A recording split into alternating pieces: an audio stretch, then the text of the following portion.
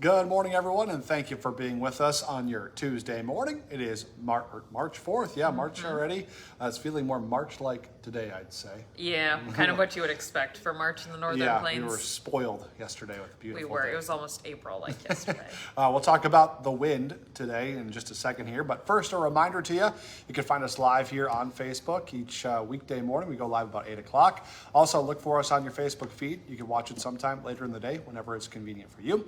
Also, look for us on our Inform YouTube channel and your favorite podcast platform. Just go to inform.com/podcast and look for the Inform Minute. All right, today, a lot of wind. A lot of wind, already picking up out of the north. I've seen gusts anywhere from about 30 to 39 so far this morning. We'll uptick those a little bit more even so this afternoon. 40 to 45 miles an hour. Yeah. Out of the north, so you know it's sending in colder air. Yeah. It's going to make it feel colder. Temperature holds pretty steady near 30 degrees all day, but the wind's going to make it feel like the teens. Yeah. After the 50s and sunshine yesterday, what a rude change. Yeah, seriously. Ugh. It's all part of a big Colorado low that's moving through the middle of the country. There are blizzard warnings in effect for southern Minnesota, northern Iowa. They'll see a lot of snow and a whole lot of wind, too. Kansas City is under a blizzard warning, so the focus is off to our south and to our southeast. We can get scraped with a little bit of moisture out of this. It's mostly missing us, but some of our southern counties, southeastern counties could see a little bit of snow today. Anyone can see flurries, but that's my focus area for any accumulating snow, traced to maybe an inch. As that meets the strong winds, obviously blowing snow and visibility all becomes a concern.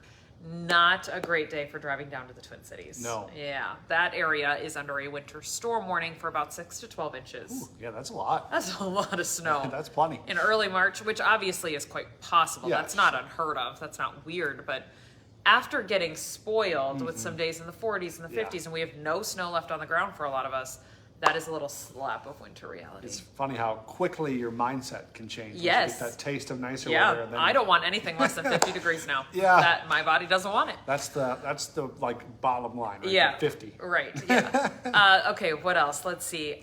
If you find some of those snow showers, the strong winds blowing snow, obviously going to be a problem. Most of us are just cloudy and windier and colder for today. We'll keep our 30s around tomorrow with still a breeze. I'd say gusting 25 to 30. Noticeable, going to make it feel colder, but not as windy as today. Did I mention the wind advisory? There's so many parts of this. I'm like, where, what? And without graphics, it's hard to like. Yeah, kind of keep it all straight. There is a wind advisory in case it didn't. It goes into effect at 9, so about an hour. It lasts until 9 p.m. tonight for those gusts, 40 to 45. It is a due north wind, so the focus area for the strongest gusts really going to be the Red River Valley. Not that strong gusts can occur outside of that, but what happens is the north wind channels right down the lower elevations of the valley. The air compresses and it upticks your wind speed. Yeah. So that's why we're watching out for some of those focused areas under that wind advisory for the strongest gusts. 30s then, Wednesday, Thursday, still upper 30s on Friday, 40s on Saturday, 50s make a comeback Sunday, Monday. Yes. Monday's the day where 60 is possible. We'll see. We'll dangle it out there. We'll hope, Yeah. cross our fingers. Right now it does look like sunshine, relatively light winds, so Cool. stellar of a day. It's still about a week away, so we'll see as we get closer. After that, I do have clouds, a cold front, temperatures back down to the 30s and the 40s. Relatively a dry 10-day forecast. We've got that little snow chance for today. Yeah. No big systems in our future cast right now. And no Arctic spells either. Even our cool downs are like 30s, which is closer to average for this time of We year. can live with it. Not terrible. Yeah, nothing sub-zero, nothing Arctic. Just some brief cool downs with nice days kind of sprinkled in there for a spring tease. Yeah, for sure. Okay, Kinda that's just all. Makes us want more. It does. All right, thanks, Lydia. Today, local firefighters here in Fargo tackled a fire at an industrial building on the north side of town. It happened overnight. That call came in just before 1 o'clock at NPS Metals, which is a steel processing company. WDAY talked to firefighters on the scene who tell us that a dust filter in a sand blaster caught on fire. Crews weren't able to quickly get the fire put out, but it did fill the building up with smoke.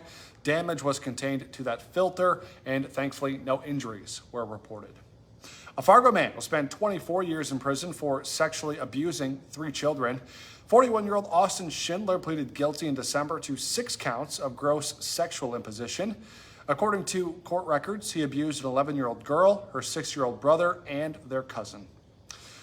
Today, a man is in court for a police chase. It went through Lemoore County, through Jamestown. 33-year-old Sari Busby faces charges for reckless endangerment, fleeing, and driving under suspension. The North Dakota Highway Patrol says he was spotted going 110 miles per hour through Lemoore County. He drove through Jamestown. He was finally stopped about 40 miles north near Bordeaux Lac. Fargo City Commissioners are delaying a citywide camping ban. They voted 3-2 to push that ban back a month. It's supposed to go into effect March 31st. Now it'll be a month later. The delay is to give city staff more time to enact tangible solutions to tackling homelessness here in the metro area. The FM Coalition to End Homelessness says more than 1,000 people experience homelessness each night in the metro, including about 100 people who don't have any type of shelter. West Fargo police are investigating a report that hundreds of thousands of dollars were stolen from a church in West Fargo. Faith Journey Lutheran Church leader sent a message to the congregation saying the theft involved $600,000, and they say they're not sure that they'll get that money back. The email claims a church employee used the church's credit card and other church accounts for personal purchases over multiple years, and that the employee allegedly falsified reporting expenses as well. The former employee has not been formally charged, but no longer works at the church. Big national headline this morning: new tariffs go into effect today against Canada, Mexico, and against China as well. 25% on both Canada and Mexico, 10% tariff on all Chinese goods. President Trump is expected to outline his priorities for his second term, including the ongoing war in Ukraine, tariffs, economic stuff, in a primetime address to Congress tonight. You can watch that live at 8 o'clock on WDAY. It's an all-local NSIC title game for the first time. MSU Moorhead versus Minot State. A preview of the matchup is coming up on Hot Mic this morning. Plus, new Bison offensive coordinator Dan Larson joins that show to talk about taking over for NDSU and the offense. Hot Mic live from 9 to 11 on WDAY Extra and on Inforum.com. Don't forget, for 99 cents a month for your first 3 months, get that all access pass to Inforum.com. Just go to Inforum.com/subscribe to get that deal. And remember, join us for the rest of our newscast today. Our next one's at 11, then 4, 5, 6, 9, and 10. And First News is back tomorrow morning from 5 to 7. So we'd love to have you join us then as well. Have a great day, everyone. Hold on to your hats. Don't blow away in the wind.